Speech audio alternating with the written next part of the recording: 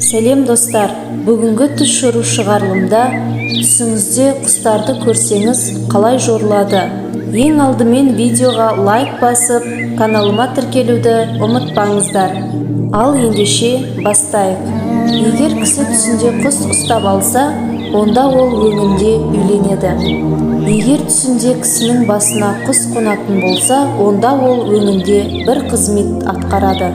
Егер кісі түсінде самұрық құсты көрсе, онда өңінде оның басына бақыт, байлық, дәулет қонады. Түсінде қолына қаршыға немесе басқа бір кішкене құс ұстаған кісі өңінде дәулетті болып бала сүйеді. Егер кісі түсінде қырғауыл тұқымдас ұзын құйрықты әдемі құс көрсе, сұлу қызға үйленеді. Егер кісі түсінде түйе құсты көрсе, онда ол өңінде ақылсыз надан адамдармен істес болады. Егер кісі түсінде қара құсты көрсе, онда өңінде байлыққа кенеледі. Егер кісі түсінде қыранды көрсе, онда ол дәрежеге ие болады. Түсінде лашынды көрсе, онда өңінде оның байлығы тасиды. Егер кісі түсінде қаршығаны көрсе, онда өңінде бақытты, дәулетті болады. Егер кісі түсінде тұрымтайды көрсе, онда ол өңінде тілеген тілегіне жетеді. Егер кісі түсінде тас қараны көрсе, онда ол өңінде дұшпандарын тізе бүктіреді. Егер кісі түсінде жез құйрықты көрсе, онда ол өңінде қадірсіз болады. Егер кісі түсінде күйкентайды көрсе, өңінде қапа болады.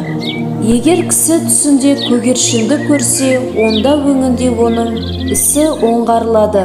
Егер кісі түсінде көкекті көрсе, онда өңінде оның жоғы түгелденіп, табысы артады.